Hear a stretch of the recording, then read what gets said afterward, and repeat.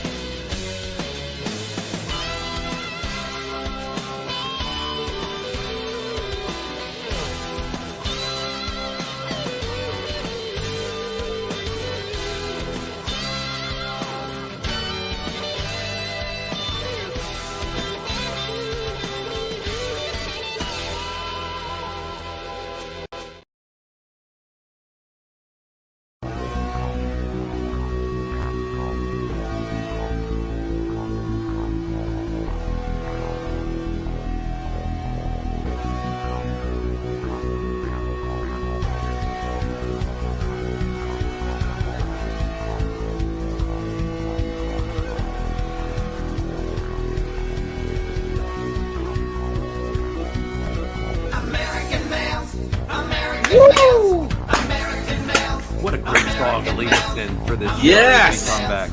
Hey, man. Right. Oh, man. We're back, buddy. Oh, yeah, brother. Little American Males here for you. That's right. We're kicking it off the new year. We're a couple weeks late. Are you a weekend lover? Ooh, American Males. I'm a... American Males. I'm telling you, this song just makes me want to jam every time I hear it. We got to turn it off. Well, really quick, there's somebody that wants to say something, and who do you got? Who are we? Who are we to deny this man? And here we go. Earlier we talked to Jumpin' Jeff Farmer. What the hell has Jeff Farmer been? Well, I don't know, but he's got something to say. What a match you had with Motley. Yep. Probably the hardest match I ever had in my life. The promos of Jeff Farmer.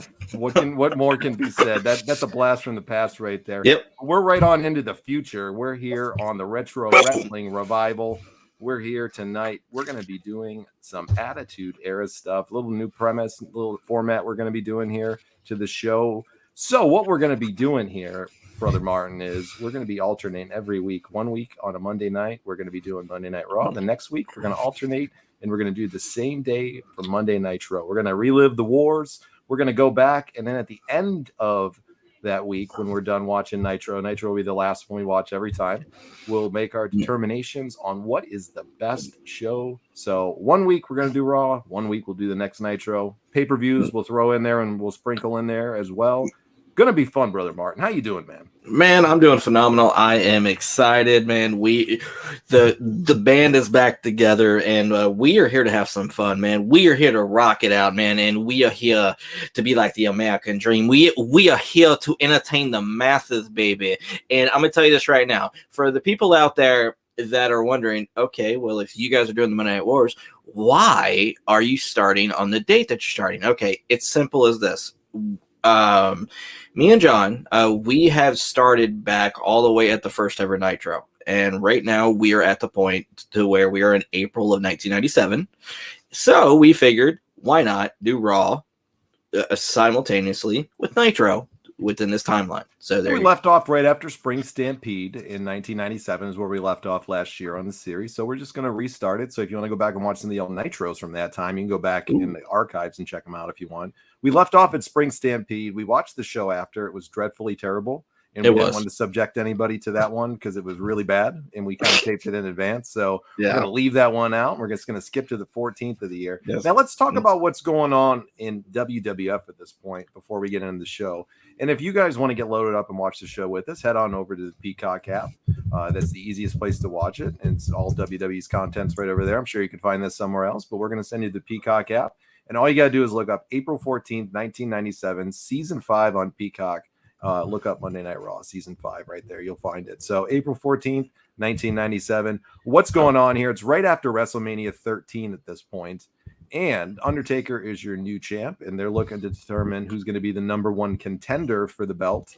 And it's going to be between Stone Cold Steve Austin and the excellence of execution, Bret the Hitman Hart. They're going to be at Mind Games, the next In Your House pay-per-view that they're going to be doing.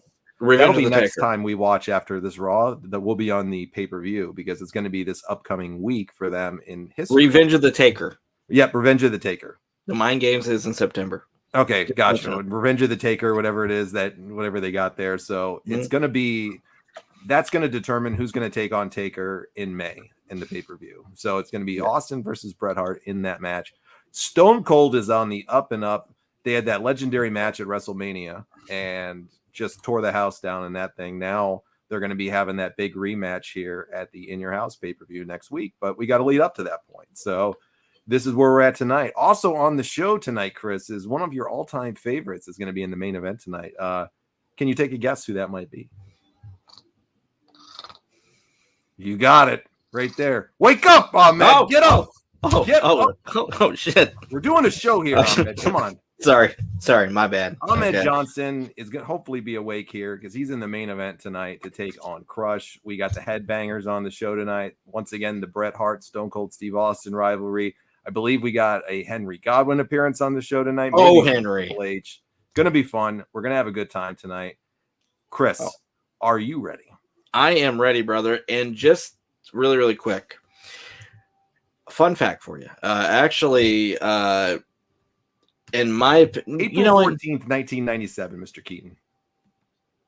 That's correct. Which, in my opinion, the Hart Foundation was the birth of the Attitude Era. Stone Cold Steve Austin, the Hart Foundation. You got DX, you got Ken Shamrock. You have so many of these wonderful talents just mixing together, and it's kind of like a gumbo. Like you're mixing all these different parts to make a perfect soup. I had some really good gumbo a couple weeks ago, actually. Really? Yeah, I had some phenomenal one when I was down in Augusta. I had some delicious gumbo down near the Masters Golf Course. Really? Yeah. Okay. Well, some pretty good gumbo, let me tell you. And I think tonight's show is going to be some pretty good gumbo if we're using that analogy right there, right? Yes.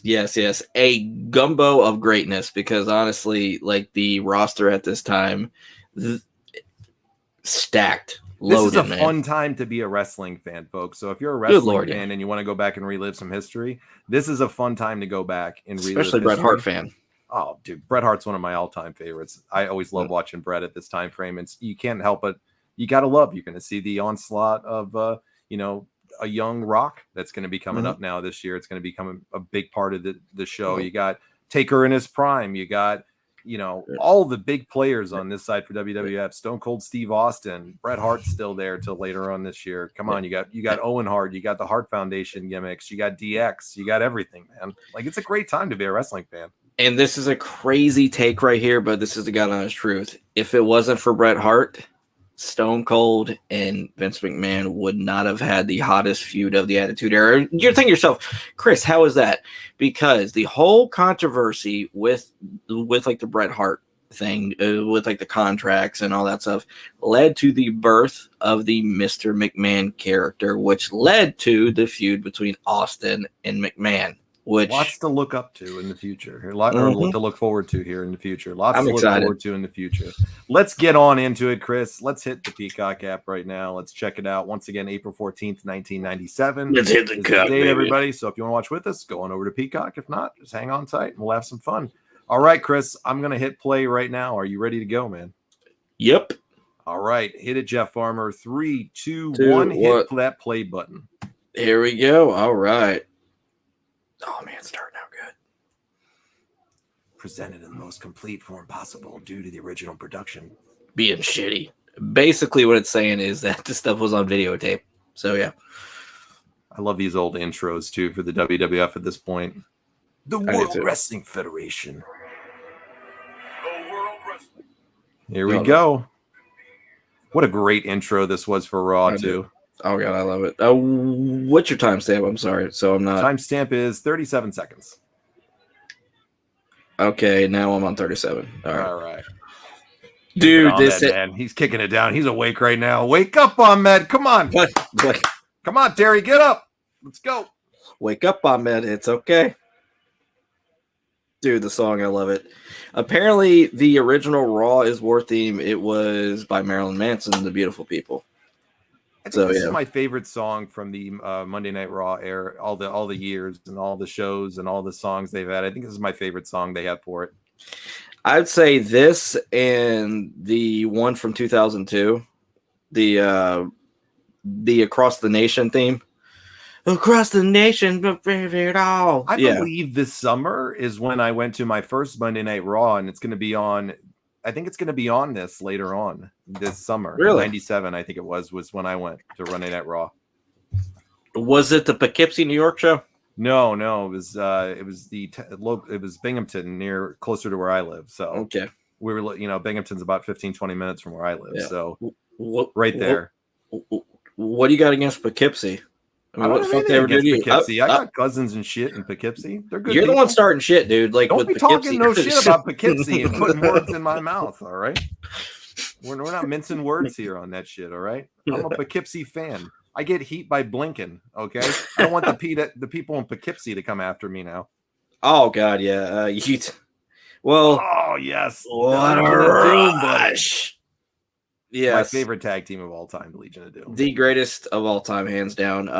And like a lot of people, they're like, well, what about the Young Bucks? Well, what about the Dudley Boys? What about Edge and Christian? Can you imagine the Legion of Doom, what they would have done to the Young Bucks in the ring? They would have beat the shit out of those two within an inch of their life. The Young Bucks we respect the Bucks for what they've done. It's nothing against them, but would have been jobbers to them. Yeah, like within that era of like the Legion of Doom, they wouldn't have stood a chance. They're fantastic in the ring. I'm not saying they're not good in the ring. They're not anywhere near the Legion of Doom, the Road Warriors, whatever you want to call them. Yep. They're nowhere near, even remotely near them. And I know people are saying, "Oh, they're better wrestlers than them." Well, it doesn't matter, and you enjoy it, man. Go look at a Road Warrior pop, okay, or go listen to a Road Warrior pop. Go look at the crowd. Road Warriors would come out. Look at the money that they've made. Millions, ticket sales, everything. The Young Bucks don't even come close to what the Legion of Doom. It's nothing against them. They're great. Ooh, shit. Last week on Raw. Oh, Legion God. of Doom got slopped by the Godwins there. That's pretty gross. What's the saying like for pigs? Sue-wee? Sue-wee? Oh, no. He doesn't got any slop in that bucket tonight. He's showing them, listen, I want a truce there, guys. Oh, which is Mr. Godwin was a guest on the show a couple years ago. Very nice gentleman, Mr. Godwin. Mr. Canterbury. He's a very nice guy. Oh, yeah, he is. It was a pleasure to talk to him when we had him on here. I would say him, Mr. Marrow. We've had a few great guests. Honestly, none of them were like a bad experience for me. All pleasant people. No, they never were. Now they're going right at it right here. The Legion of Doom is just God out of them right off the bat. The Godwins, at least. Is this when Henry got his neck broken by the Doom?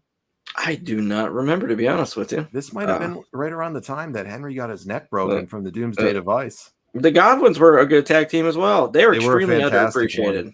Yeah, Henry told this story when he was on the show about getting his neck broken here. So unfortunate instance. I don't know if it was the show or not though, but he got it broken by taking the Doomsday device. Oh man, he stood right up and no sold that. Oh god, yeah. And for the individuals that want to listen to the interview, which unfortunately due to circumstances beyond our control, the interview got deleted. So yeah. And I'm sure I have it somewhere saved, but that's for another day. We could always do it again. Oh yeah, we could. Boy, the Doom was at the end of their run though here. That was unfortunate to kind of see. When did they leave the WWF again? Was it in 98 or 97? Did they leave this? It was, I believe, the summer of 98 because they had to get draws to replace Hawk because of the substance abuse issues. Boy, they sure had a lot of chances too. Let's be real. They had a lot of chances in the WWF and the WWE. Yeah, I mean, the thing is that whenever you make somebody a ton of money, they're gonna have a tendency to look the other way on certain things. Let's be honest here. I mean, they were the Road Warriors, the Legion of Doom. You know, they could kind of come and go as they please. Even if they wore their welcome out at some point, they were always able to come back because hell, they were the fucking Road Warriors. Oh god, I guess there was always a way to kind of find for them to do something, but you know, of course, they had slowed down at this point a ton. Oh yeah, they did. In their last match as a tag team within the WWE, it was in 2003, and they faced Kane and Rob Van Dam. Yeah, Kane and RVD. Unfortunately, Animal came back and got stuck teaming with Heidenreich and reforming that. Heidenreich. What a stupid gimmick that was. Oh my god. They did everything to get that idiot over. Well, like a lot of people don't realize this, but Vince McMahon, his initial idea for the Heidenreich gimmick was a frozen Nazi soldier. Wow. I bet you that would have got over real well. Can you imagine getting saddled with that character for the rest of your career? Can you imagine him trying to sell ad space, and advertising? What's your gimmick? Get your show here on SmackDown where you can see the frozen Nazi warrior Heidenreich. Boy, that's gonna generate some great revenue. Oh, hey man, there you go. During this era, especially in 1998, the writer for the show, Vince Russo, he helped with these androgynous characters, like with a Gold Dust, Val Venus, the Godfather. I mean, so you talk about like these characters that like were pushing the envelope, but like the fans wanted to see it. They did. So I'm just saying. Look at that mat for the ring. How disgusting that is. You think somebody's getting some staph infection from that thing? Oh, look at that fucking mat. It's disgusting. Dude, I've had staph 3 times. It is not fun. It's no fun. Hell no, that. CM Punk, he knows about staph very well. He knows a lot about a lot of things. Uh-oh. Yeah. This match, they're taking a good pace for it. It's a good pace for some big guys here. These guys can work. Oh man, we got Jim Ross and the greatest living manager within the whole world, Mr. Jim Cornette. We're saying living manager, but if you talk about like the greatest of all time, of course, we've said this 1,000 times. The Brain Bobby Heenan. Oh yeah, I like the best. And number 2, no question, Jim Cornette. So absolutely amazing. Here we go. Fantastic as a manager. He's pretty damn good, dude. It is. I mean, and Jim, which I love him to death, but I think he really gets in his own way with his views. He cares though. I know he don't care, but I wish like the younger fans, they could really value and they could appreciate. I like his commentary, Chris. I don't know about you. I like him here on commentary tonight. I think he's fantastic. I think he's great on commentary, and I enjoy listening to him 100%. He's fantastic. Him and Ross are great together. I think he's fantastic. Anywhere he does commentary, I've never not enjoyed Jim Cornette on commentary. When it comes to like the top 15 promos of all time, would you pit Jim Cornette up there? I would definitely say yeah. Okay. How many people could really go toe to toe on the mic with Jim Cornette? Very few. I can't. Right? Like it's just not going to happen. No. It's just not going to happen. You're not going to be able to win against him. He's so damn quick-witted. He's way too quick-witted for everybody, pretty much. I don't think there's many people that could keep up with him. The only two I think, could really give him a run for his money on the mic that would go with him. I think The Miz could, for sure. Yeah. I'm talking about active performers that are out there now. I think The Miz could, for sure, still. And MJF. I agree. I think MJF is a much more quick-witted promo than Cornette. And I think Miz is just a slightly step below MJF. The Miz. They snuck the victory in there thanks to the Hart Foundation, the tag team champions. Good storytelling in this match, actually. Yeah, this is a good match. This up for a couple weeks now, from what it looks like on the show. Yeah, good job for them, dude.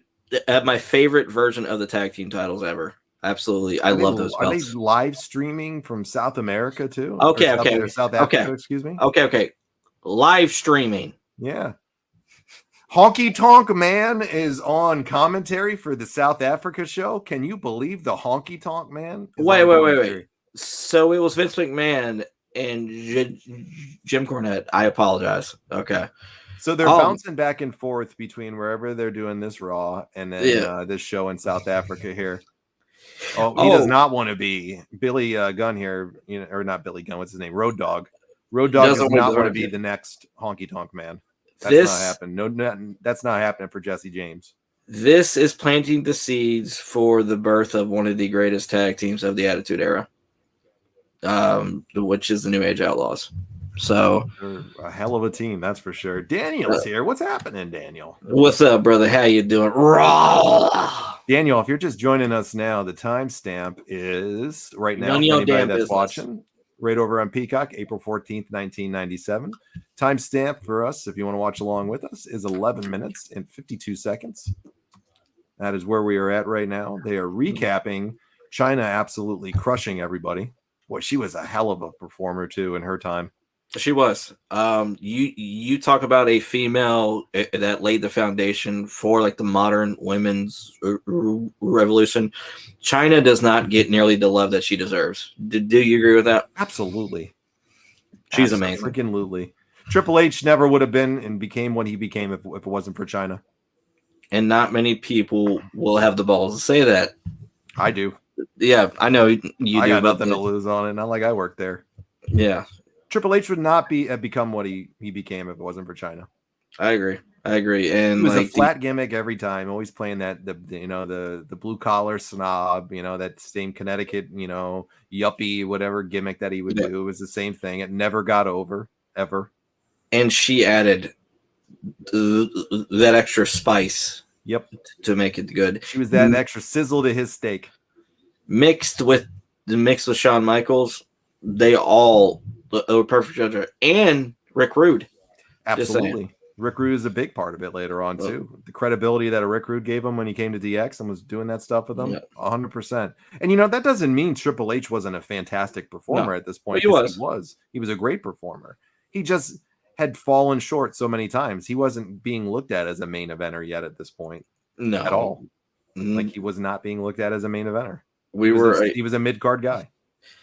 And there's not a coincidence that within like these next 2 years he would ascend to like the top. China was a big part of that. So yeah, she sure was. All right, this is kind of a head scratcher here. Why would you put this on a Raw? I know you're showing this thing from South Africa, but you got no commentary to it. You just got a match between Jesse James and Triple H that nobody in this crowd gives a shit about. Do you really think this is going to attract viewers over to watch the show? No, because right at this time, Road Dogg's gimmick was fucking garbage. And he wasn't given a great chance to show his skills like that. So, like, yeah, two flat dead So here you got on Monday Night Nitro here every week. You got a crazy storyline going on with the NWO every single week. You got the stuff with DDP and the Macho Man at this point, right after Spring Stampede. You got the evolving Sting stuff that Sting's starting to come out more now all the time. You got Lex Luger. You got the NWO fight. They're setting up their summer stuff. They're going to start setting up their summer stuff here, which is going to be the Bash of the Beach stuff.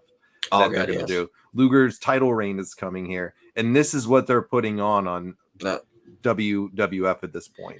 This is really before they started to get it and really started to click, I think. What do you think? Which I agree, like 1,000%. And there's a parallel between this and like the modern product. And you're thinking, Chris, how's that? Okay, so you turn on nothing against AEW, but you turn on AEW and you see a random cold match over and over and over. Then you turn over to something like SmackDown. You see extremely good storytelling within like the promos, like the entrances, like all that stuff, and like the characters. What would you rather watch? Because back then, like with what we're watching right now, you would turn to Nitro. Holy crap, what's the NWO going to do next? What's Sting going to do? Luger, DDP, Macho Man, everything. And then you turn to Raw, you're like, I don't fucking care about this. The cold match. I was 15 years old at this point, okay? I was 15 years old. I wanted to see the NWO. I wanted to see something cool. I did nothing against these two great performers who are both Hall of Famers with Triple H and the Road Dogg now, both Hall of Famers now. But nothing about this would make me want to keep on, watching this over Nitro. No way. Daniel says it'd attract more viewers to change the channel. Absolutely. Yeah. It's a great way to drive people right over the other product. You just got a cold match on a tape delay from South Africa now on Raw. Prime spot. This is the way that you're going to spend your TV time to draw them into the buy your in your house pay-per-view coming up. I don't think so. Oh yeah. It's no coincidence that shit didn't work out for them when you're doing this stuff. Oh yeah. And me and you, we've said this 1,000 times. We are sports entertainment fans before wrestling. We care about the characters and why are they fighting? What's the reason? What's the story behind it? So I give a shit with what's going on within the ring. There has been a question posed. What's El Dandy going to do? That's a really good question, John, because you've been gone for like a good while, and which I've been concerned because I don't know what he's going to do. Dude, you've had the hookup to contact El Dandy. Did you lose his number? I have been in seclusion for the better part of 8 months now or something like that. Like he's been calling me. He's been ringing me nonstop. It's been a long time since I've really done this more than what do I do? I couldn't call him up. I was afraid he'd be disappointed in me for taking a sabbatical. There's no days off in El Dandy's book. I let down the icon. All right. No shit, man. I used to claim to be Mr. No Days Off, but boy, that shit didn't work out, huh? El Dandy would be very disappointed in me right now. Dude. How much coke did Honky have to do before doing this commentary? A hell of a lot. Probably. He's not doing much commentary here. Neither of them are. Which I love Honky, but he's so out of place during this era. Don't you agree? I love Honky. I love the Honky Tonk Man. I do too. I think he's great, but no, he was so out of place in this area. The Honky Tonk Man character was just not cool anymore. Oh, Raw's going to continue more with this match after the break. Jeez. Woo. This is a 2-segment match. This is a 2-segment match right here, folks. Holy fuck. And just to let the fans know out there, if you aspire to become a wrestler and you want to use the Patriot gimmick, you have to contact the Honky Tonk Man for permission. Daniel says he's popping. He's just popping like a little bit, then a flat silence. Why even show a commentator? No shit. Oh, Chris, I'm telling you. Wow. This is terrible. I'm sorry. Like the first match, great storytelling, good character, everything. I loved it. And Jesus Christ, this is terrible. Is it a bad sign when you say that that the match between the Legion of Doom and the Godwins, which we love both teams, we do, they're great, but they were never known for being like the most interesting matches all the time. No. They had way better of a match and way better of a segment that they got than this crap. Chemistry. Yeah, Chemistry. this is just nothing against these two wonderful performers. It's just boring. When all else fails, just go to the chin lock. You mean to tell me like you could not have put something better on than this shit? At this point in time, you have this quality slot in television, and this is where you're wasting your prime times, hours here for this time spot. Think about it. 8 p.m. on a Monday night. Okay, yes, it is. There it is. The Broome County Arena in Binghamton, New York. 1 week from today. That was okay. So the next one for Raw is going to be the one from my hometown that I was at. Where were you sitting? I was sitting on this one. I remember I was right on the floor, I believe, on this one, or I was elevated on. No, do you think we could spot you? I don't know. Maybe I'll point you. I'll see if when it comes down. Maybe I don't know. I think I would have been on the floor or right on the next elevation level up. Which I would not be surprised. Now that we've let the cat right out of the bag, you're gonna have some people scouring that whole episode for screenshots. Well, you'd be seeing a really cute little kid. That's all I'm gonna say. If you can find them, put them on there. Show me. I agree. I was definitely there. That's 100%. I was definitely there for the next one. Daniel has a really good point.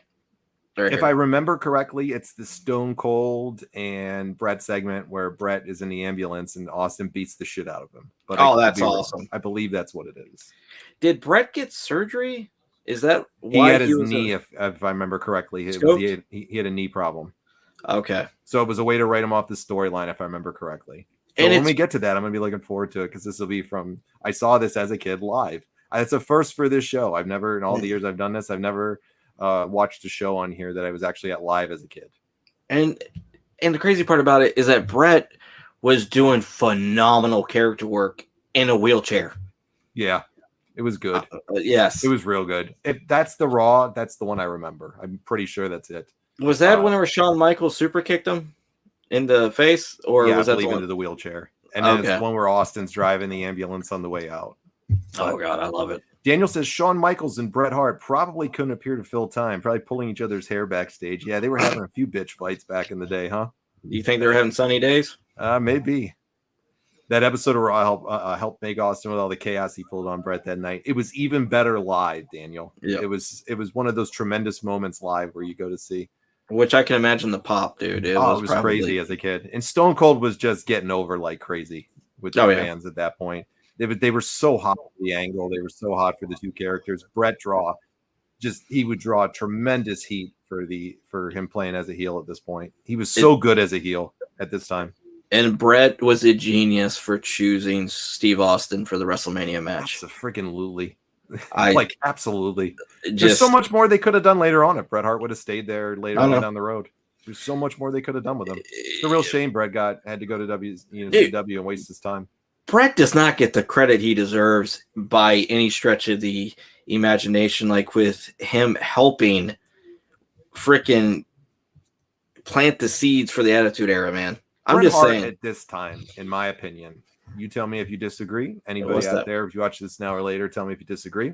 I think Bret Hart behind Hulk Hogan in 1997 at this point, I think Bret Hart is the number 2 most important wrestler in the business in 1997.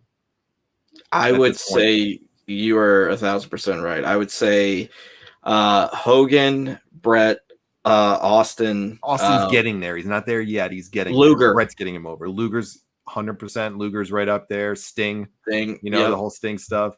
DDP's getting up there. DDP's getting up there. Macho's still hovering in that top 10. But to me, it was Hogan and Bret. Hogan was the most important storyline with the NWO. Bret and everything he was doing.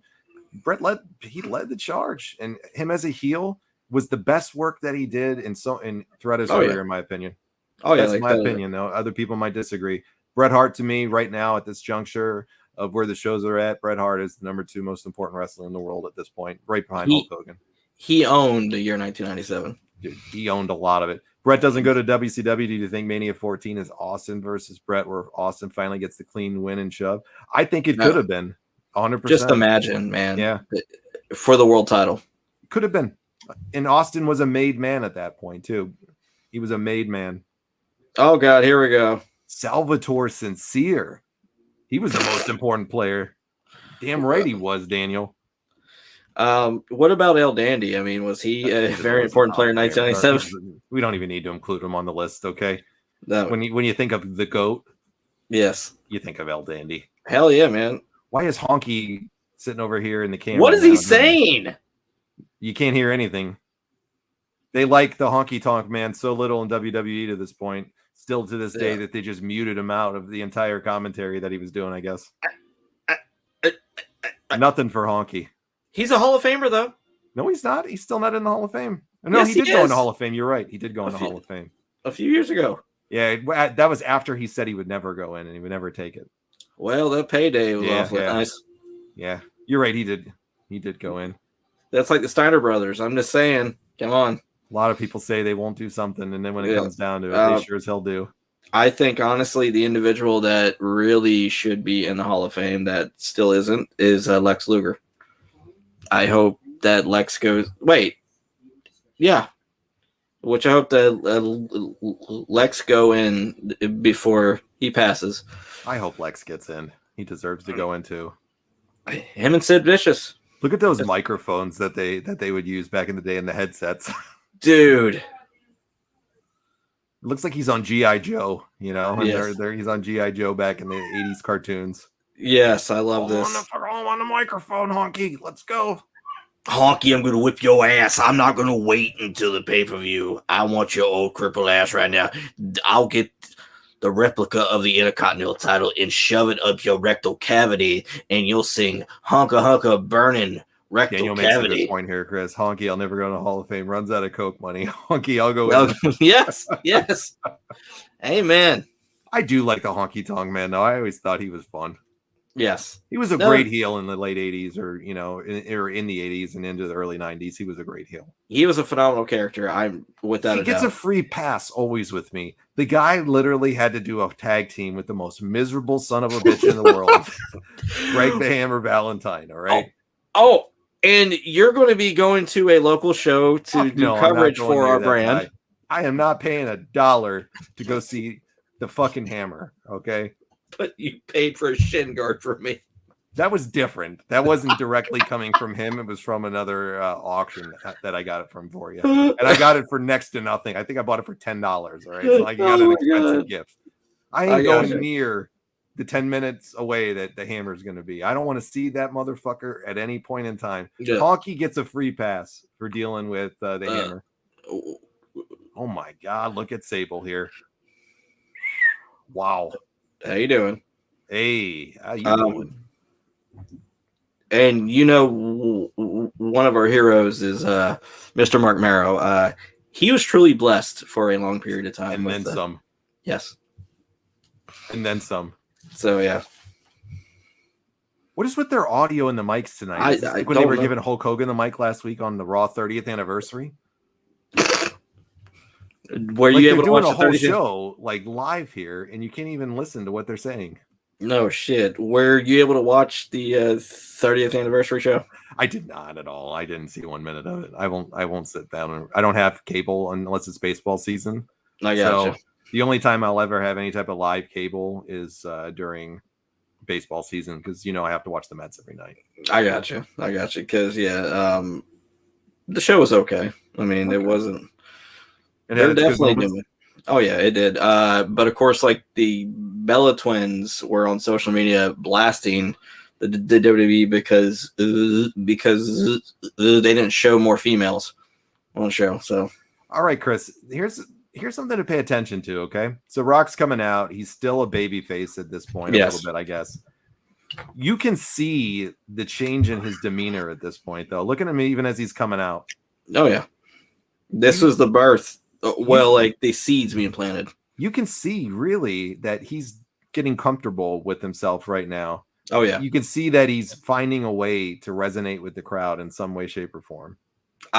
Which is scary. I mean, you can see the swagger starting to come out in his personality, like kind of heel-like characteristics, even as he's slapping, high fives with the fans and stuff. That's what I noticed from it.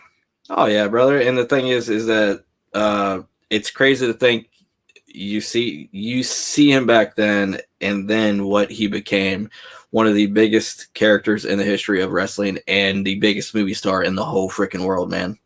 And it's Hearing just Rocky sucks for 5 months took its toll Yeah. on him. Oh god, yeah. I mean, you can only take so much shit from somebody, and then I think it was like when he came back from his injury or something like that is when he really turned it up there. Oh yeah, And and he what became a the smart leader. move. Oh yeah, and he became the leader of the nation. And I remember the first Rock match that I really loved to watch. It was from WrestleMania 14, him versus Shamrock for the Intercontinental title, and that got me over with The Rock and Shamrock. I'm just saying, just that really got me thinking, oh man, let me tune in on Monday and see what The Rock's doing, because he got me hooked then. What about you? Like, Oh, absolutely. I there's a lot of things about this era that got me hooked on both shows later on. I gotcha. I love the Nation of Domination. I thought it was a great stable that they had at this point in time. Right. Like, it gets way better later on with the inclusion of Rocky into it and Mark Henry and all them to really make it, comma. Oh yeah. I didn't really understand Savio in it, and I didn't really understand Crush in it too much, but I can dig that they have, that more badass attitude for each of these performers, but they weren't great members of the nation. No. Was it that they just randomly stuck to people that weren't doing much on there? It kind of seemed that, because, like, I mean, if you look at the group is supposed to be an African-American militant I style agree. group, like that was the purpose of the group when it started. Savio Vega is, I believe, from Puerto Rico. Yes. Crush is from Kona, Hawaii. So did they really match up with what they were kind of trying to portray with that militant style African-American group? They were trying to basically model after the 1960s and 70s versions of the Black Panthers. I agree. It just didn't fit. And we're not talking about the Memphis version of the nation, okay? Because I know some of the experts out there would be like, well, wait a second. Like, the nation's been around since before that. Yes, but we're talking about the main roster version of it. Okay? That's later on. Daniel mentioned Savio's Bariqua's music. It does nothing for me. The Bariquas, the motorcycle gang for Crush and Skull and 8-Ball, the Disciples of Apocalypse, the Nation. Yeah. Is that all later this year, or is that like 98 or something like that? Yes, that's set up for the Survivor Series theme, which was Gang Wars. Oh, okay. With 97 or 98? Yep. In 97. Okay. 98 was the world title tournament, the Deadly Games. Daniel said Crush had to go to the Nation as his only way to get out of prison. He would have stayed in prison, though. Could be tremendous. Oh boy, look who's here. He's awake. See, he's but he's having to lean on something. Wake up, Ahmed. Get up. Come on. Put the fucking 2x4 down, you dumb fucker. You're gonna fall asleep and hurt yourself with that thing. Come on. He's gonna splitter in his eye. What is he saying? What is he saying? I love you too. What does he say? He makes absolutely zero sense in all of his promos. It's like listening to somebody talk fucking Yiddish. Like, come on. Do you want to get punchy? Oh my God, his promos on YouTube. Knew what he was saying. Ahmed isn't sleeping. Good job, Ahmed. He gets an extra zero in his paycheck for that one, Daniel. As long as he gets a gold star for the day. As long as he's not horizontal, okay? Oh my God. He's getting an extra zero in his paycheck for the month. He's they're throwing some extra cheddar to him. Oh, that's so nice of him. Rocky Maivia. Boy, I think he was pretty happy to drop that whole gimmick, don't you think? Oh God, yeah. And like the hair. John, why don't you grow your hair out like that? I'm just saying, like, never. Like the pineapple look. No. So not gonna this era right now within the WWE, what? Daniel said Ahmed was saying he saved plenty of money on car insurance by switching. Yes. Oh. And speaking of this era, right now on the Young Rock, they're doing this era. Yes. And I swear the character actors piss me off.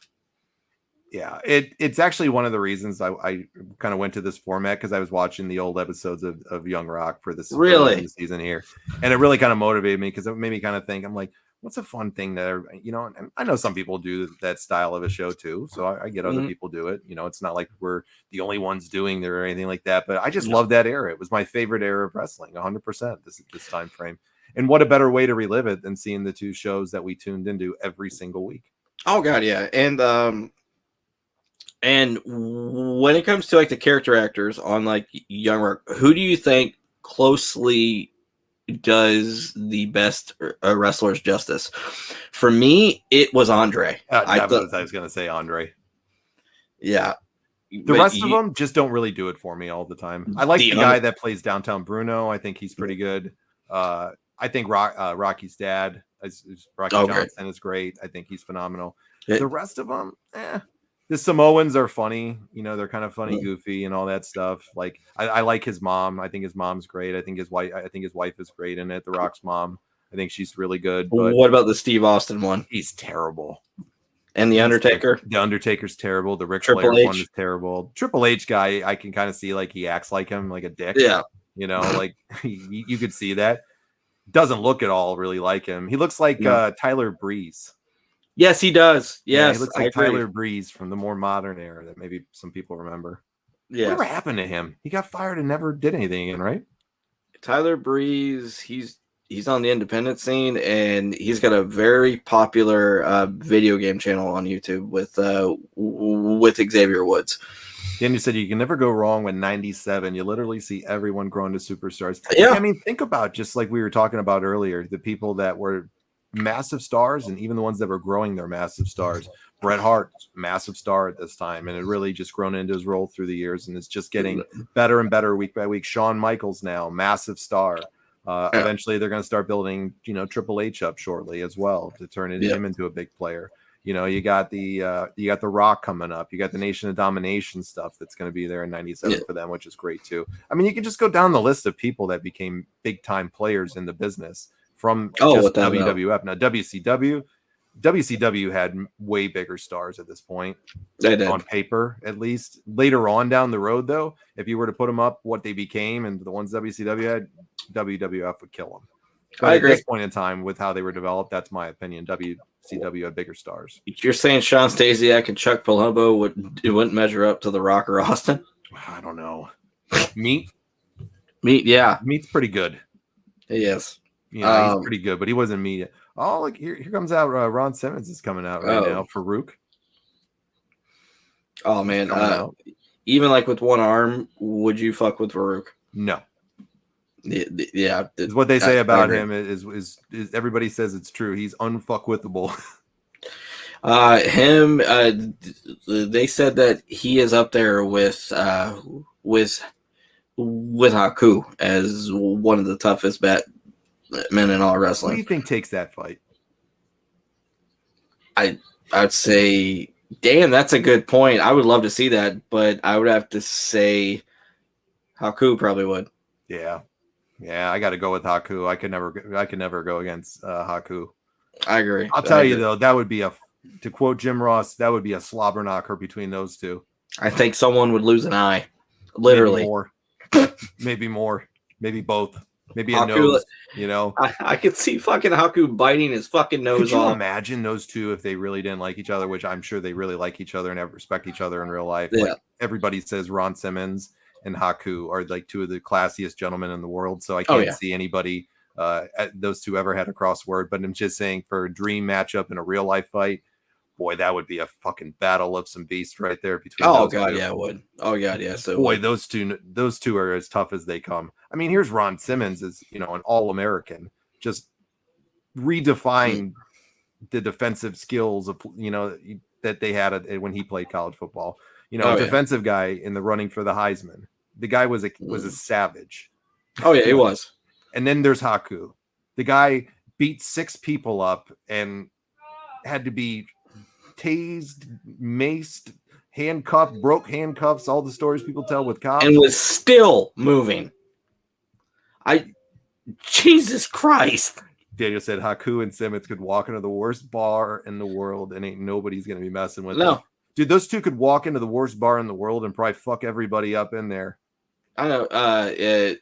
They're such badasses that even Chuck Norris wouldn't even walk into the bar. Chuck Norris had a part in their training, okay? Okay, I got you. Okay, here we go. Planet Stasiak had the Rock quaking in his boots. That's why he left for the Yeah.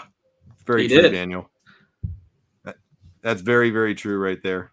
And apparently Sean Stasiak, from what I heard, got fired because he was recording people in the locker room.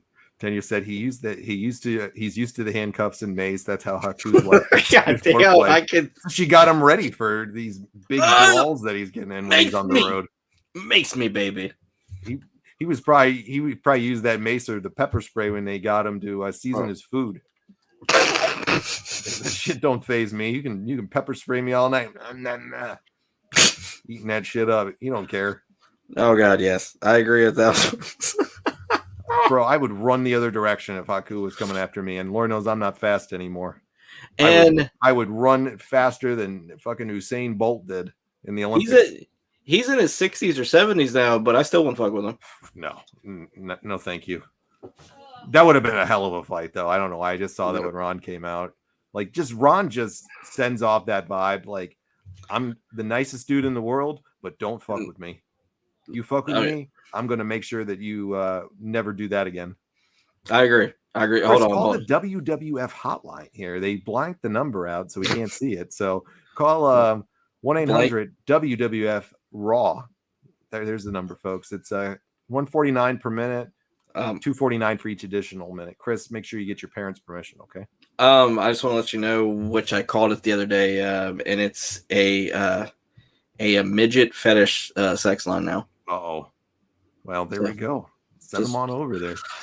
Daniel said he had to deal with WCW booking. No weapons are going to destroy him. Then, yep. That's the facts right there. With Ming, I don't know why he could have been a believable world champion, like within like the World Championship Wrestling. But do you think that there's just so many stars that he just got lost in the shuffle? I don't know why they never did it with him. He was a total believable character that he could absolutely kill you. I agree. Put him with a good manager at least that's gonna, do the communicating for him and everything like that. We love Jimmy Hart. It just didn't work at that point in time for him. It didn't work. He needed a better manager to speak for him and stuff. I agree. He should have been just a savage that just went out there and killed everybody. I mean, he pretty much did it, but then they'd always get beaten at the end of the match. Just imagine if Jim Cornette was for Haku. Just saying. Could have done some good stuff for him. I mean, he had Bobby Heenan in the early 90s and stuff, and Bobby was great for him. But Bobby was kind of getting ready to be on his way out shortly after that. Oh yeah, he was, and he one of like my favorite tag teams like to watch from that era would be the one with Andre the Giant and King Haku. They were fun to watch. Jim Ross and Honky Tonk Man here on commentary is terrible. And it's not Jim Ross. It's not because of Jim Ross. Jim Ross is great. They have zero like Honky says like two words, and then where's Jerry Lawler? He's I don't know where he's at, right? Because it's McMahon on the other TV. Is it McMahon and Lawler on the other TV? I think. No, it was McMahon and who else was it on there with him? I forgot. Jim Cornette tonight. Jim Cornette. Yeah, it's McMahon and Cornette tonight. I mean, like, is Lawler sitting outside of a high school right now? I mean, what? I don't know what he's doing. Oh, I'm sorry, that's me. I know they're doing like a simulcast show here from two different locations, and they're just putting them together. But yeah, like you couldn't have done a better pairing for matches than these guys. So you're telling me, do you think the fans were sitting there at the live show watching this on the big screen? I have no idea. I don't think there was a big screen in this stadium that they're at in South Africa. No. What I'm talking about, I like the ones at Raw. Do you think? I think Raw was probably pre-taped, and okay, it was a pre-taped show that they did, and then they just included this in. And they're trying to stretch, their content. Okay, yeah, I think that's what they're probably trying to do because they're going right into a pay-per-view. So I assume it was taped already. Yeah, because they used to tape 2 weeks of shows in one night. That's how they used to do it. Oh, the first time. Rock Bottom. The first time. Oh my god, he kicked out of the rock bottom. But like the first time that I realized like the shows like rotate. Yes, I wasn't very savvy with like the taping stuff back then, but whenever Tony Schiavone gave away the results of Mick Foley winning the world title. So I'm like, wait a minute, I thought they were all live, but yeah. How old were you in '97? What was your age? I was 9 years old. Okay, so you would have been, you would have been 9 years old at this point. Yep. Probably was hard for you to understand as a 9-year-old some of this stuff. Yes. But as you guys know from like stories, which I used to watch WCW Saturday night with like my grandpa, and that's how I really got involved like with wrestling. So yeah, that's what got me. Yeah. So like World Championship Wrestling was like my first love, and then I started to watch this. Here comes Ahmed. Wake up, Ahmed. He's got a 2x4. Oh my god. Oh my god, he woke up. Oh, Jesus, he almost knocked fucking D'Lo out with that thing. Jesus Christ. That's a much bigger than a 2x4 right there, Chris. Hacksaw definitely did not teach Hacksaw him. wasn't that big. Even Hacksaw's like, fuck this. I'm not even going to bother. He's like carrying a side of a house out with him. It's like how big that fucking wood is. It's like He he's might as carrying well- a house with him. He might as well just carry a fucking sink with him. I'm just saying. Ahmed, go out there. Go find a weapon in the back. Ahmed doesn't go out looking for He anything tears else. off the side of like the fucking locker room wall. Yeah. He goes over to the nice, beautiful deck that they have with these beautiful posts that are 10 feet long. Starts ripping them off. Daniel said it's the only part of his house he had left. I think that's a few years down the road, Daniel, when he loses his gig in WWF shortly after this. No. And then he went into World Championship Wrestling being Big T. Big T. Boy. Harlem Heat 2000. He looked like he ate the old Ahmed Johnson when he came out as Big T. He was terrible. Stevie Ray. Bad. Nobody even recognized him. That's how bad it was. Nobody recognized him. He'd been off TV for a couple years, and then he comes back and he's huge and he looks terrible. And poor Stevie Ray, one of the greatest tag team wrestlers of all time, had to team with him. I really think though Stevie Ray was, Daniel said, huge T. Oh my god, I love it. Do you really think Stevie Ray was pissed off about getting a nice paycheck at that point? All right. No, I think he didn't give a shit. He was getting paid hundreds of thousands of dollars to job out and work a few nights a week with Big T. He didn't give a shit. Oh my god, we're back in South Africa. Oh, here we are. We're back to it. All right. More honky on commentary. It's freezing cold in South Africa where they're at right now, Chris. Oh my god. Isn't South Africa on the beach? I don't know. Primarily? I don't think it's cold in there, honky. It's a coastal climate for the most part out there. Honky's cold though. It's warmer in Memphis. His vocal cords are frozen. That's why you can't talk. Look at the Gorilla Monsoon sighting here, buddy. Gorilla, I loved him. God, I loved him. Gorilla was one of a kind. My favorite commentary team of all time, Bobby and Gorilla. Always. For me, always. Yes. Anything Gorilla did was over with me. I loved Gorilla Monsoon. Dude, fucking gold. He single-handedly got Vader over like within the WWF, and then Vince McMahon and Shawn Michaels pissed that away. Let's be real too. His role as the commissioner, or whatever they were calling him at the time, I think he was the commissioner or whatever. He had a lot of run-ins with Austin. He had some great run-ins with Austin through the years. Oh yeah. Until they took him off. I think they took him off late '97, early '98, if I remember, but around there. Ooh, the Hart Foundation is setting up this big tag match. Oh, Owen. God, I love Owen. And Bulldog too. Bulldog was really good performer as well. Which I love the Bulldog, but he can't cut a promo to save his life. No, he couldn't. On the bridge, Bulldog, I'm gonna kick your arse. Here comes Stone Cold Steve Austin out to the ring. Let me go do some cocaine first. Boy, did he look like a badass at this point or what? Hell yeah, dude. When was the first time that you saw him and you were like, man, which I would love to have like one of those vests. You know, Austin wasn't one of my favorites at this point. He wasn't. No, I was a Bret Hart guy. Oh, so you're like, fuck you, Stone Cold. Pretty I much. loved him though. Like as a performer, I thought he was great, but Yeah. I was more of a Bret fan at this point.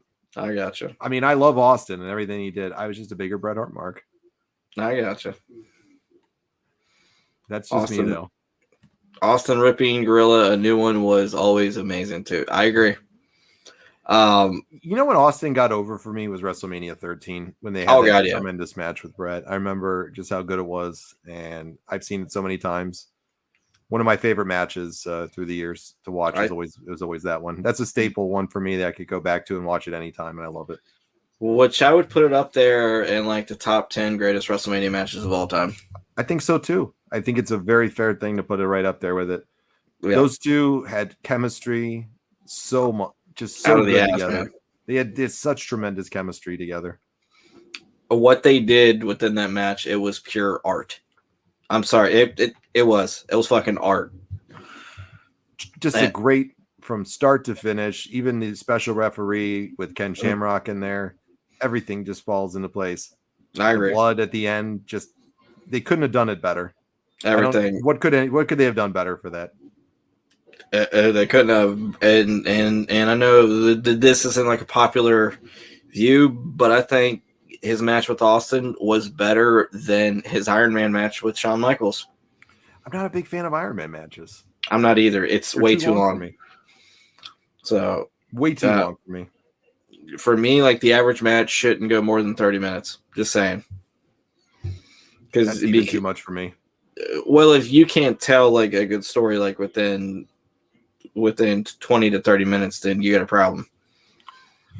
Yeah, I mean, I could see sometimes where they go that long, but they do it too much and overly rely on it too much a lot of times, in my opinion. Especially AEW. Yeah, it's just it can be too much for people. But you know, some people like that. They like what they like. You know, 5-star matches. If that's what they like, that's what they like. I'm a storyline guy. I'd much rather have storyline. Yeah.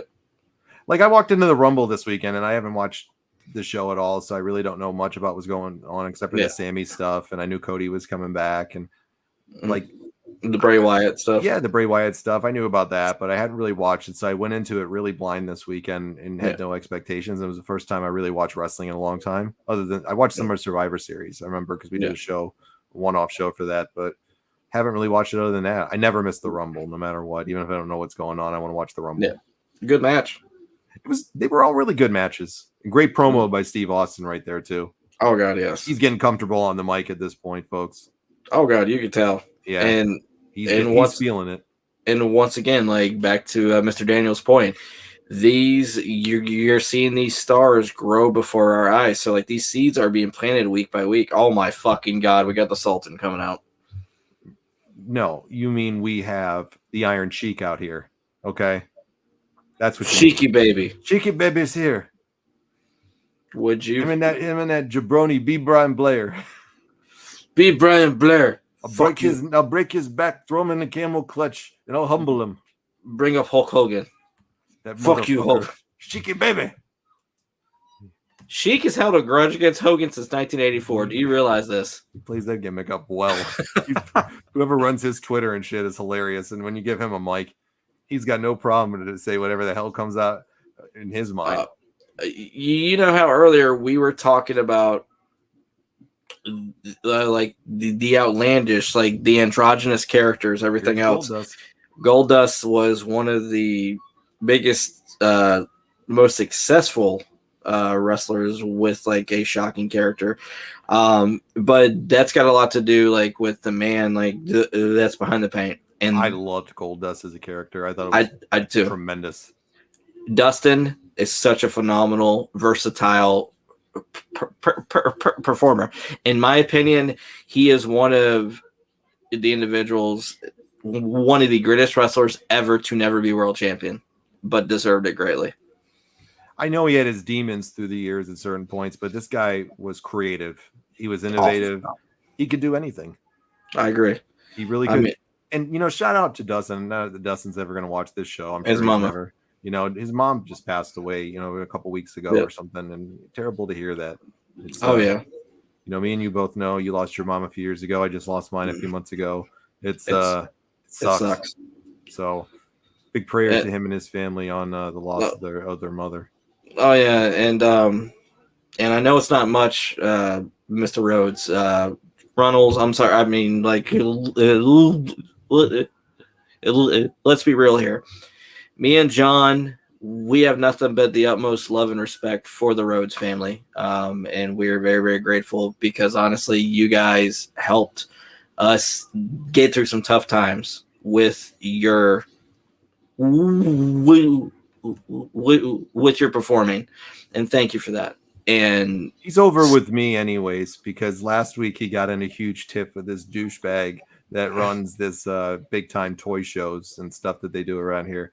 Really? The guy always cancels his shows at the last minute on people when he can't sell. He leaves people hanging. Daniel can attest to it. I'm not going to give the guy's information out there, but I guess he didn't pay Dustin or something, and they got some big tip, and Dustin put him on blast on social media and didn't show up. And then the guy and him had a big fucking brouhaha on Facebook and all that. It was better drama than what was going on in wrestling. And me and Daniel were getting popcorn and watching it. Dustin is a stand-up guy. So if you piss him off, then you clearly done something wrong. He's a worker, though. You know, you never know. You know, they're wrestlers. They're all carnies. Hey, well, but I respect the hell out of Dustin, especially like with the way he's turned his life around too. I agree. You never do know like who's right and wrong on something, but that's how it goes. Oh. Dustin, it's amazing to think that he still, you know, gets in the ring from time to time. Still, yeah. He's been around he's been around wrestling almost 40 years, I think now. Yeah. And 80s, so you know he's closing in on 40 years. And he can still go. I mean, to this day. Doesn't he have a school now or something for wrestling? Yes. The Nightmare Factory. I thought that was Cody's. I thought he had the Dustin Runnels Academy or something like that. I think the Runnels Academy or the Rhodes Academy or something. I think it's separate. Okay. Well, because he lives in Texas, I believe, and I believe that's where it's at. And the Nightmare Factory, I think, is in Georgia. Oh, okay. Well, then I'm sure he helps out there, though. Yeah. What a great guy to learn it from, huh? Oh yeah. Oh, like the Nightmare Factory is with Cody and QT Marshall. Yeah. Okay. Oh, nice move there by the Sultan. Which is Rikishi, by the way. Wait, he got a lot of shit gimmicks too for a while, didn't he? Oh my god, yes he did. What's like the Rikishi saying that you love to say? Clean it up. That has to be the worst fucking version, even worse than the Sultan here. Like when you're yelling in a rap video, clean it up and acting like you're, you know, part of you're rolling down the street with your, you know, bomber jacket zipped halfway down and your neon fucking pants. Like, bro, that wasn't even this time frame at that. People only a fucking dope wore that shit out. Okay. Don't forget to tune into Silk Stockings. I mean, it was such a bad gimmick for him. The Sultan is equally as bad, but I got to go with clean it up a little bit more than the Sultan for me. That's like in WCW the Guardian Angel gimmick from the Big Boss Man. Well, here's Triple H coming out to attack Goldust, so we're gonna have a disqualification here in this match. This is actually not a half bad match. What the fuck? At least we're not gonna get Jesse James back out here again. Hopefully, he doesn't come out for the save right now. Oh my god, we're getting ready to see within like the next month or so. Rockabilly. Yeah, Rockabilly. That's some fucking legendary stuff. That's a year of Billy Gunn's life. I bet you he wish he could get back. Think about having to walk around, you know, through the airport with that jet black, goofy, honky tonk man looking hair and having to roll around like that. You go to your kid's PTA conference dressed like fucking Rockabilly. Who are you? I'm Rockabilly. What's your dad do? He's a wrestler. He's on TV. Oh, what's his name? Rockabilly. What? Rockabilly. You wonder why those kids are so annoying. They probably got the shit kicked out of them as children for their dad with their gimmick. Oh my god! Trying to brag about it. That's why those kids are as annoying as they are right now. Probably the Rockabilly ass boys. Oh, Pacific Blue. Yes, Daniel. We need to bring that back. Silk Stockings. Silk Stockings. Pacific Blue always came on right after Monday Night Raw. Oh. I remember that. And Sundays, it was always Walker, Texas Ranger. Right at wait, was it before Sunday Night Heat or after? It was on Friday nights for years, then moved to, I believe, then it was Saturdays that it was on forever. So it was Walker, Texas Ranger on Saturdays. Mainly. Okay. He was on Saturdays at like 10 p.m. My grandma would religiously watch it every week. Did you watch the new Walker? No, Ma. I didn't watch fucking Walker, Texas Ranger. Okay. Hey, he's a great actor. He can really sing too. He sings his own. She would say he sings his own intro song. It's terrible. Oh, it's so bad. Oh, hold on a second. In the eyes of a ranger or something. Hold on. Like Let's do this some justice. I'm not going to be doing this much, but let's see what we got. Here I'm just talking about. I type in 2 words and here it comes up. Bret Hart is shitting on the American wrestling fans. Here we go. Take a listen. Boy, you should see him doing this. Oh. We don't own this, by the way, so we're just putting it out there. I have 30 seconds, so it's okay.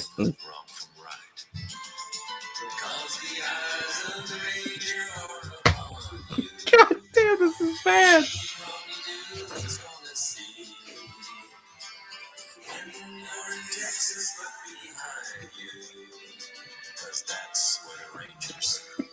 Gonna be right behind you. What a fucking awful song. Why don't we do like a watch-along series to Walker, Texas Ranger? No, you can go and do that shit. I'm not. You would shoot yourself, wouldn't you? Oh, no way. Right in the foot. My grandmother would make me watch it there some weekends too, and she was so excited to watch. She loved it. It was so terrible, that show. You know what? Though his partner just passed away a few weeks ago, Trevette. Oh, that sucks. Yeah, he passed away. Terrible to see. Which, like, we love the joke here, but we don't. But we do feel bad, like, whenever good people pass away. So that sucks. Anybody, no matter what, it's terrible. Oh, so Bret is shitting all over the Americans right now, saying that, like, you guys are hypocrites, you're scumbags, like, you have no values. So this is Bret at his fucking. I'm sorry, Bret is amazing in this. You know what's good about Bret Hart here, and I know that they've always done this country gimmick, run down America. It's an easy way to get heat on somebody. Bret took it to a whole other level, though. Oh God, yeah, he did. I mean, like, wasn't one of the stipulations in one of his matches, like, if he lost, he would never be able to run America again or something like that. Yes, and then he'd go to Canada. They would go to Canada just for him at all these places. I'm sure it was a good market, anyways, but they would go in and go to Canada, I'm sure, extra special for Bret Hart. And then you hear Bret, who was getting booed out of the building in the USA, and then he goes to Canada and he's the babyface instantly. Oh yeah, and the thing is that like, to let you guys know, me and John, we love Mr. Eric Bischoff. We think that he's got one of the best podcasts out there. We think he's one of the best characters in, like, the history of World Championship Wrestling. But one view that he has that me and John don't agree with is that Bret Hart was overrated, and he was a bland, boring guy that never made money. I don't buy into that ever. I don't either. I don't. That's just me, though. Why does Bischoff run him down so much? I just think they have a beef with each other through the years, and I think that's why they probably do it. But you know what? He's entitled to his opinion. Maybe there's some better information out there that can prove exactly what he says. Well, the thing is that Bret made the WWE money. I mean, a lot of money. I mean, it's been proven. That's what I don't. But I think it's a really subjective question when you look at Bret at this time frame, because they were in their worst ratings period, in years. But they were losing to WCW. So true. That's how you get labeled, but you don't look at the body of somebody's work as easily as you just want to focus on, Raw got a lower rating. It's because 80% of the show sucked, and then the 20% that's good, 15 of that's probably Bret and whatever he's doing. I mean, you can look at the ratings, but at the same time, though, look at the arena. Sellouts every single week. But at this time, Chris, though, a lot of people don't realize this maybe at this point. These are not big arenas they're running for Raws. What they're not going to do it in today's day and age, they're not going to run a Monday Night Raw or a SmackDown in something typical as small as these places are now. You know, maybe a handful they're going to do here and there, but for the majority, they're trying to book 13 to 15 to maybe 20,000 people to come for a SmackDown or a Raw. That's what they're ultimately trying to get, probably, right? Oh yeah, like without a doubt. I'm sure of course they'd want to get more if they could, if they had a need for it, but they know they couldn't sell out a bigger place. So they're going at this point in time because they knew they couldn't sell out these bigger places, and they were probably trying to save money too, because they were, you know, in a bad financial spot. Is they're going to smaller arenas. The one in my town for the next, you know, Raw that's coming up next week here at the side frame. Our stadium fits with wrestling. I think maybe about 7,500 people tops. Okay. And let me tell you, it wasn't all the way packed there each time we would go. I gotcha. You could still get tickets at the last minute in 1997. I remember that. Regardless, but Bret's work was just outstanding. Because Bret was part of the good parts of the show. He was the main character in so many of the storylines and what made them good. A lot of the rest of it was just filler. Like, why are we getting the Headbangers now versus Mankind and Vader? Like, I don't think they've had a big storyline here with each other or anything, have they? Not that I'm aware of. Speaking of Vader, do you think they did him dirty, like with how they booked him within WWF? You knew he was, well, I was going to say the Hall of Fame. I thought they did him dirty by not putting him in when he was alive for the Hall of Fame. He should have been in. I agree. Way before that, but I think that was kind of shitty. Did they do him dirty? I don't know. Vader, I think they gave him a lot of chances, and Vader was hard to work with at this point, and he wasn't in good shape, and he was very out of shape and fat. And they were trying to send him out and they sent her like a dietary place with Yokozuna.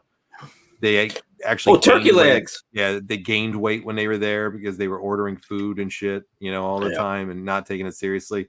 So I don't know if they did him dirty. I think he kind of did himself dirty. I think if they could have had more confidence in him, and that he could have been like that vicious monster. Yeah, I think they would have done way more. Daniel said Vader's just punching away his final year, so in the WWF he was done. Yeah, this is just him on autopilot, cashing his check just to keep going. Oh yeah. Daniel said I can't agree with Bischoff. He just didn't know how to use Bret. They pulled like 10 turns on Bret within this time there. Yeah, you can't take Bret's WCW run and use that as your basis for Bret Hart. They didn't know what they were doing with anybody really at that point when Bret got there. It's, you know, 98 was still really good for them. And I know Bret came over at the end of 97, early 98. Yeah. They didn't have anywhere to put him. And the booking in 99 was absolutely fucking atrocious. He had some injuries, I think, in there a couple times, some injuries as well. And I know the concussion took him out, but they just didn't know how to book Bret Hart there. Yeah. I agree. Bret Hart didn't really fit into that NWO storyline while that was going on. Yeah, that's true. And then they try to bring back the NWO for like with Jarrett and Hall and Nash and Steiner and all, and the Harris brothers. It was just a huge I mean, mess. you had the equivalent of like a fucking football team for the NWO. Like they had like fucking 50 people in it at once, it seemed. And then like they had which was so big that they had to separate it into like the Wolf Pack, the A team, the B team, the white and black. I mean, just good Lord. And they had NWO Japan that they were doing and all that stuff. God, too. Yeah. Like, it was just way too much. It was way too much for them. I think they should have stuck with Hall, Nash, and Hogan, and maybe done it like with Macho and like the big higher up stars, and not just let anybody in there. Like, I didn't like Big Show in the NWO. Okay, shame on you. His smoking habit was high. It was quality entertaining. And that was entertaining on him. You know why I didn't like the Big Show though? Because they already had a big man and they didn't need a second big one. And Kevin Nash was you know, a guy that was a huge star at that point and really had gotten himself over. He was a legitimate, you know, badass big man that you believe. There was not room for two of them in the NWO. And that's why I think the Big Show was a really poor choice for the fifth one. And I think that if they were going to bring in younger guys, that they should have done it to build them up and not use them as filler. Because like with a few, well, like with most of them, that's exactly what they did. Because I'm trying to think of one person besides like the main stars that got over and became bigger. Maybe Scott Steiner. I mean, would you be able to think of somebody else that could use the NWO to get over more? I mean, it was designed to keep Hogan over and keep I him know. fresh and do stuff. A lot of the guys though that were in it really didn't get over. You know, like they just really didn't. Some of them. It should. That's when it was too big. Conan, I mean, had a great career before that, but yeah, I think he used it to revitalize his career at that point. Because imagine how many shitty gimmicks he was doing. Oh my god, that was a shame. And there's another disqualification for a match. That's all they're having tonight. Is disqualification in every match. You know, during the COVID era, that would not be appropriate. Yeah, that spitting wasn't going to get away. He wasn't going to get away with that spitting. Yeah. Okay. What's he saying here? You can't see. Okay, hold on. He's calling out his eyes. Okay, so Daniel said, like, without Hogan, you can't replicate any NWO. Giant went into the NWO to get his kicked out, and he comes back to NWO and kicked out again. Yes, that's true. Yep. It was stupid. And then Steiner became bigger for sure since he just was a tag guy. Yeah, Buff's a good example. He did. Okay. Buff definitely got bigger from it for sure for Buff. Like, okay. In my opinion, he did. But it was a shame that Buff was off TV at 31 years old when he went over the WWF and never got back on. I mean, imagine that. Like, his career on television was over at like 31 years old. Extremely talented, a charisma vacuum. I mean, like, the guy just phenomenal, but unfortunately, his demons got the best of him, man. And did you listen to his interview with Eric Bischoff from a couple weeks ago in 83 Weeks? I did not. So they did a Buff Bagwell episode a couple weeks ago on his career, and at the end of the show, they brought him on the show to talk about what's been going on with him and how he's sobered up his life. And he's a shout out to Buff. Like, we're very proud of you. He's almost at 6 months of sobriety now. God bless him. That's awesome. Yeah, it's a great thing to see for him. Good for him. I hope he can stick with it. Okay, now all right, so like with Bischoff, great interview. They interviewed and they brought Buff on at the end, and Buff was very transparent and talked about some of his demons and the things that he went through. Really took accountability, in my opinion, for a lot of the things that he did within reason. They didn't get into every little like intricate detail. Yeah, but even he said it. You know, he's like, my career on television was over at 31, and I never got another shot to be a big player. Like, that was a hard pill for him to swallow. He was one of the only ones, though, I think, that really came out bigger. Okay, and which it's a shame because you hear stories of like these countless wrestlers that have screwed up God knows how many times and got chance after chance after chance. With all due respect, you look at who was it, Jay or Jimmy Uso? The one from this weekend, the one that turned on Roman? No, like the one that's got like the 4 DUIs. I think it's Jimmy. Okay, so Jimmy, with all due respect, like with the Usos, you have put multiple people's lives like in danger with drunk driving, but you're booked straight to the top right now. But yet someone like Buff, who might have struggled like a little bit, couldn't even get a second chance. I'm sorry, man. That's fucked up. I hope he gets maybe a little redemption somewhere, and maybe somebody brings him out on TV again or something. I'm sure that'd be a big kick for him, and he would want that. I'm sure. The Hall of Fame, maybe. I'm just saying. Daniel says you're close to The Rock and Roman. No consequences. Steiner too. Daniel mentioned Steiner and with the Buff comment that he did. Scott Steiner definitely became a bigger star from it too. I agree with Daniel on that. I was just thinking back on that for a second, and Daniel made a good point. He was just a tag guy. And then when he really got that, pushed as a singles competitor when he went in the NWO, worked out pretty damn well for Scott. Oh God, yeah. Ooh. Screenshot from Raw magazine. Look at that fucking goof Pettingill from the Slammies. I fucking can't stand that guy, dude. Okay. For like the newer renegades out there, like the newer fans of the Retro Wrestling Revival, me and John, we have a fucking bone to pick with Todd Pettingill for the simple fact he single-handedly was the one that tried to sabotage the career of a bright, shining star by the name of Jerry. He's definitely a bright, shining star. Well, bigger than anybody out there. What's this? A softcore porn? That's what it sounds like for the music. Jesus I'm Christ. telling you. Have you talked to Jerry lately? How's he doing? He's doing well, actually. Jerry just got promoted at the local public store. Hell yeah. Good job, Jerry. Now he is the lead cart pusher. I'm so proud of him. I miss Jerry. It's been a while, you know. I haven't talked to him for a while there. Oh yeah. Who is this Oh my fucking guy? God damn, read Daniel's comment. All right, hold on. Oh my God. Jerry knew what to do with those women. They'd have needed Whitford's like All around. God damn. Yes. Yes. Who is this guy that is? Remember Who is this guy that's announcing for the main event, though, Chris? Look at this fucking guy. Remember the Truth Commission with Kurgan? Yeah, I remember that. And then This eventually, like Kurgan's dad. oh my God, yes. And No, then this is Kurgan's brother, Wallace. okay. Look at him. And then it was the Jackal, which was Don Callis. Is this guy a gimmick? Is this what this guy is? Is he a gimmick? Yes, this is Who his is gimmick. this? He's the leader of the Truth Commission right now. Is that the leader of the Truth Commission, really? Yes. What's his name? I don't know.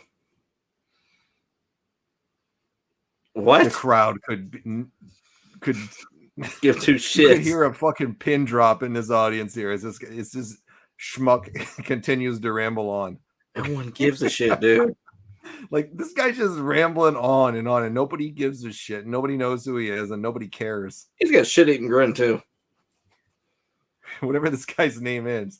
South Africa. He'll be at Virgil's booth at the next Comic-Con right outside. Dude, I love Virgil. Shout out to the meat sauce. The meat sauce god. Bro, let me tell you, I talked to the Verge Oh, a little while God. ago. We had a great combo.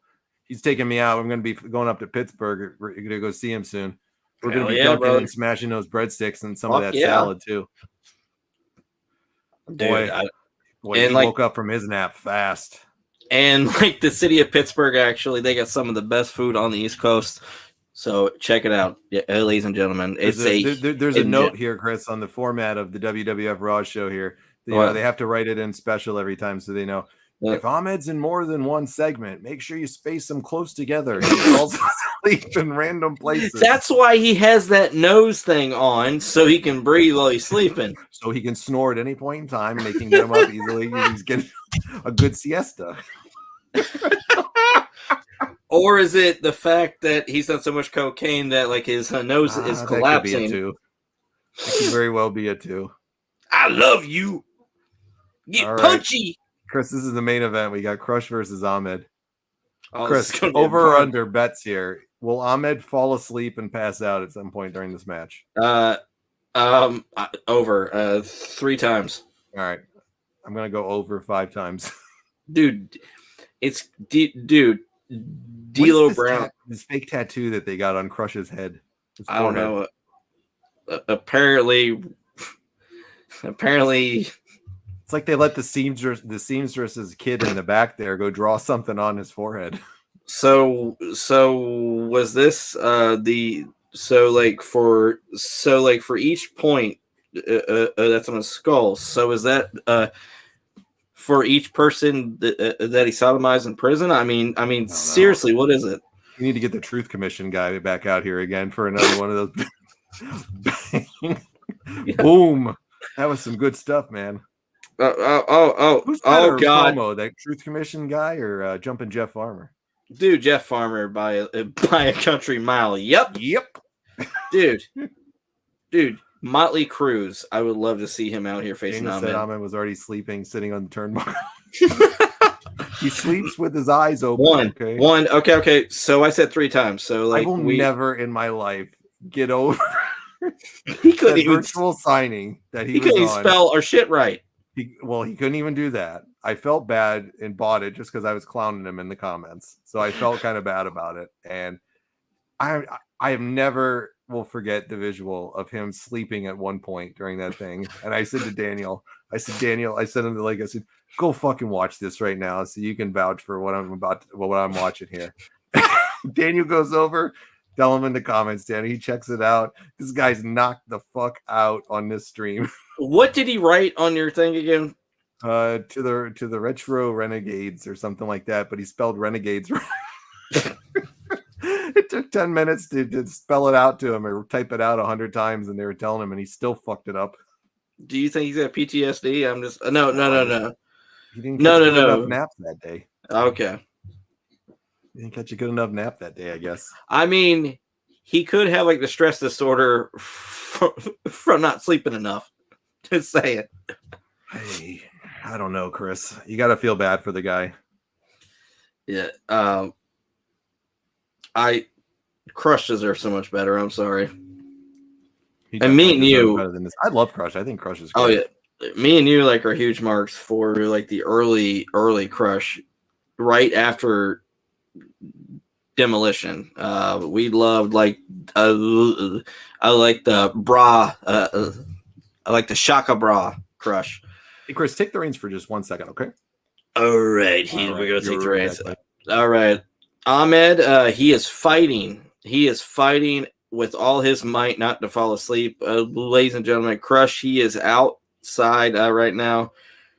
And Jim Ross, and he's trying his best to get the pay-per-view over. Honestly, it's these South African matches are downright fucking dreadful. I understand that they're trying to do this to fill time, but come the fuck on, guys.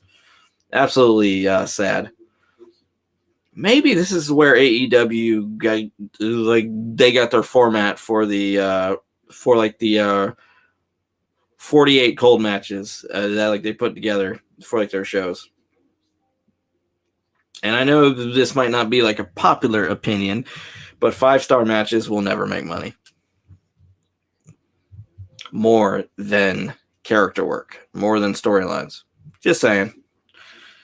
You can call me old school. You can call me an old school fool, but by God, facts speak loudly, baby. Just like the American dream. Okay, hold on. All right, Daniel said he's fighting for his nightly pill. He gets an extra one with the victory. Yes! That's part of his bonus. And he's like, he hasn't done virtual signings since. I wonder why. Hold on. It was a miracle he was even signed. He was out.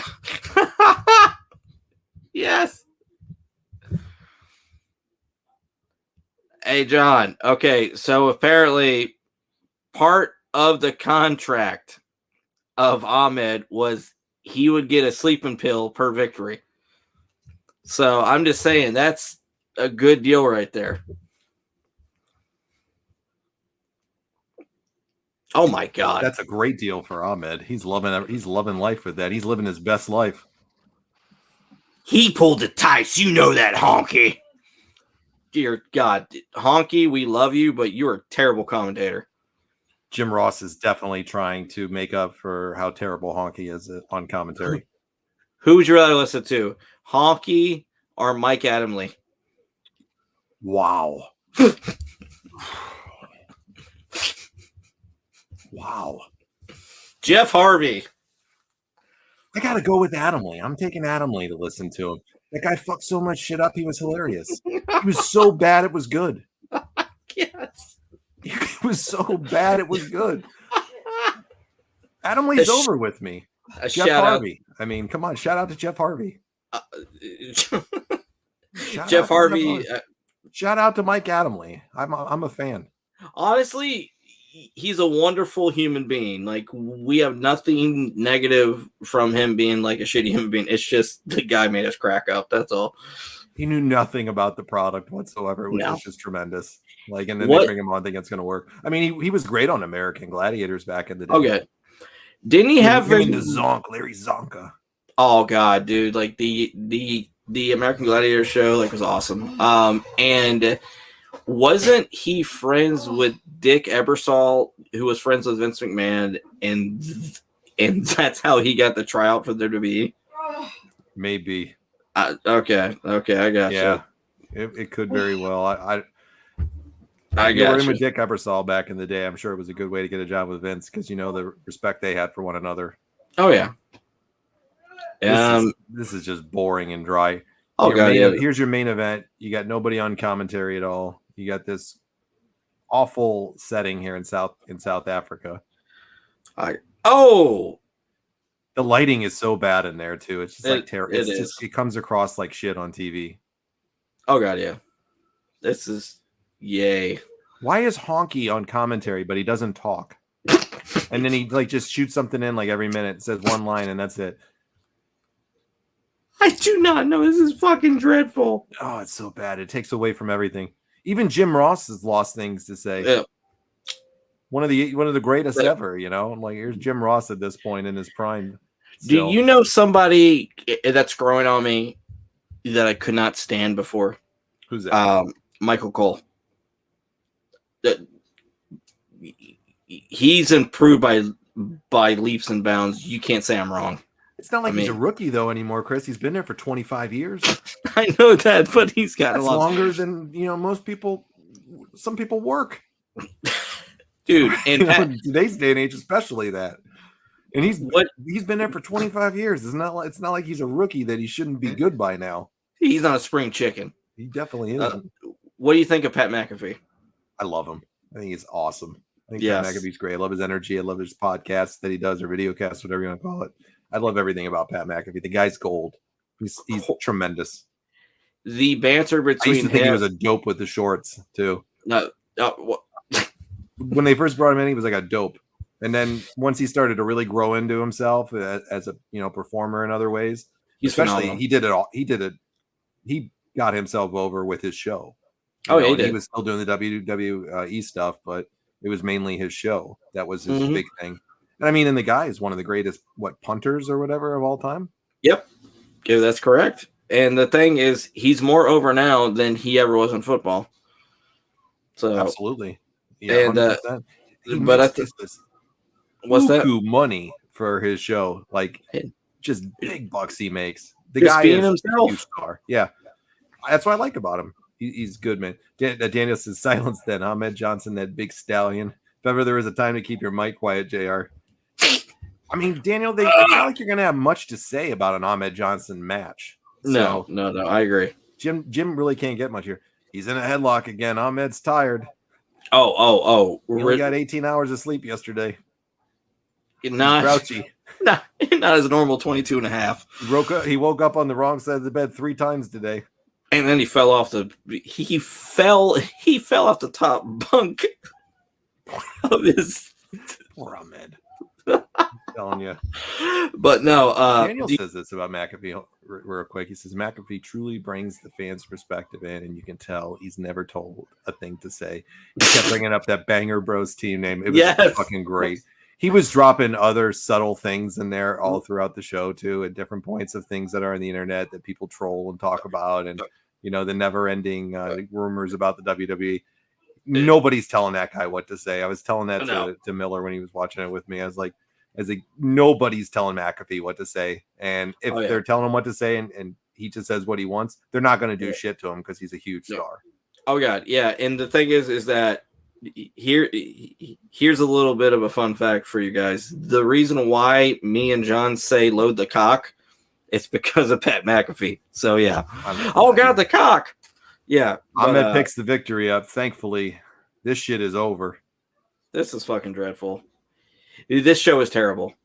The only 2 good things about 3 good things, which I'll say it as soon as the show's over. But yeah, and like with Pat McAfee, I like between him, Graves, and Cole, they're a phenomenal trio together. Yeah, no, they're really good. Graves is starting to grow on me too. He's all right. He's okay.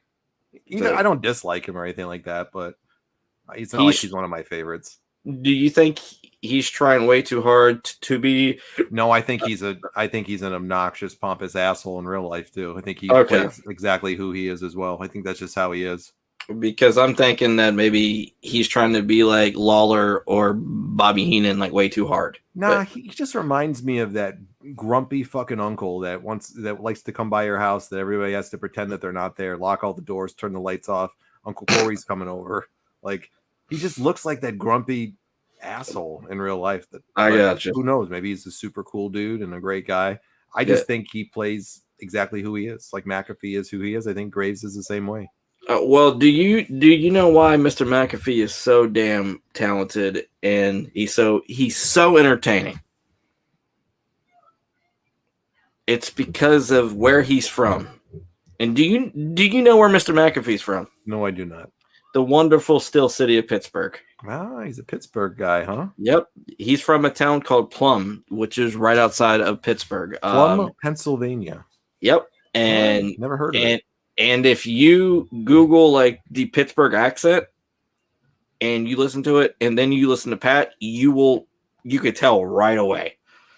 So yeah, I'm just saying, fun fact for you. Like there's something in the water that makes greatness in Pittsburgh. All right, Chris. So that's going to wrap up the show for Raw tonight. They're going to go off the air and they're hyping In Your House there, Undertaker and Mankind. Let's see what else. Stone Cold and Bret. So we got Undertaker, Mankind, Stone Cold. You Bret. stole the Undertaker's hat. Hey, what can I say? You were at work the other day like that hat on. Oh, I rock it out all the time. Okay, so Intercontinental match: Savio versus The Rock. What else here? It's like okay. Jesse James and the guy that Honky's going to bring out as his new protege is going to be also on the In Your House card. Who? We're going to get the debut of Rockabilly, folks. That's right. Yay. Daniel said this right here. He said, Ahmed won, an extra sleep pill tonight. Yes. Good okay. Him. All right. So give me your thoughts on the show as we wrap it up here in the last couple of minutes. First off, I have thumbs down on it. The show was absolute dog shit bad. The only redeeming things was the Legion of Doom match with the Godwins, the segments with Austin and Bret, and the Jim, like the Mr. Cornette and Vince McMahon, like their commentary. That was the only good things about it. So it was garbage. It was terrible. So I have 2 thumbs down. Yep. All right. So I'll give my thoughts here. I think it was a pretty crappy show for the most part. I think there was a couple of decent moments with it. I think just the whole delay from South Africa, the lack of commentary stunk. I thought the matches weren't really interesting in any way. The transitions were just not really good throughout the show. The matches were going way too long on those. They shouldn't have been getting 2 segments, in my opinion. Yeah. Daniel says right here, horrible transitions to South Africa killed it, but rip it on. It's fun as sure for fun. Absolutely. 100% agree with it. It's fun to laugh back at it. I like the Austin and Bret stuff, and that's it. That was it for me. I mean, here you got Mankind taking on Undertaker this weekend at the show, and they're not even, highlighted on the show doing any run-ins or anything like that. I mean, Don't you find it kind of crazy, Chris? Like the main event is going to be Mankind versus Undertaker at this In Your House, and you don't even have him on the Go Home show on Raw. I think that's ridiculous. Vader, but and nothing. Which I think that's one of like the hang-ups of doing like these shows so many weeks ahead is that when it comes to stuff like these live like the Revenge of the Taker and stuff like that, you kind of have to have it go side by side like with the story, but sometimes it's just so damn discombobulated that you're just looking and you're thinking to yourself like, wait a minute, is this the same product? Is it the same show? So like the lack of damn, I stutter. Like the lack of continuity was very bothersome for me. I mean, it was just kind of like, okay, you have your world champion who you should be putting over like gangbusters. He just won the world title, main event Mania. You should be making him one of the big focal points, saying, hey, the Taker, he conquered Psycho Sid. Now this Sunday. Will he be able to do it again? And will he be able to beat like the terrible Mankind, like the psycho Mankind, like the sadistic Mankind? Can he do it? And it's like no. But instead we get a random match against the Headbangers and Mankind and Vader. That's what we get. A random and match there's for no that. mention of the world title. None. Yeah. And you think the lack of continuity. I'm sorry, that just very off-putting for me. It's going to be interesting to see next week, Chris, what WCW does, so we can make the determination which was the better show in our opinion, and we'll go probably back Nitro. You never know. Nitro had some stinkers. Look at the last week's Nitro that we did. Me and you didn't even air it because it stunk. It was terrible, and it was right after Spring Stampede. So you never do know. Maybe they'll put out a stinker of a show too, and this one maybe will be better. I doubt it, but it'd be interesting to see. And then we'll find the ratings for that week as well, and we'll see who won in the ratings next week when we look at Nitro. Really quick before we go, do you think that if Mr. Ahmed Johnson's house caught on fire and he fell asleep, that he would get out in time, or do you think that he would get burned alive? I think he'd get out. I hope so, at least. I'm going to hold that faith on that one. I don't want to see that happen. Daniel says, I think Roadblock fighting the Renegade could beat that show. Dude, Roadblock is actually a fan of our show, so shout out to Roadblock. He's hopped on a couple of times and watched through the years. I couldn't even believe he was still around. God bless him, man. Roadblock, I'm telling you. A pleasant surprise, but like the God honest truth, John, like with all seriousness, brother, it feels so good for us to be back in the saddle.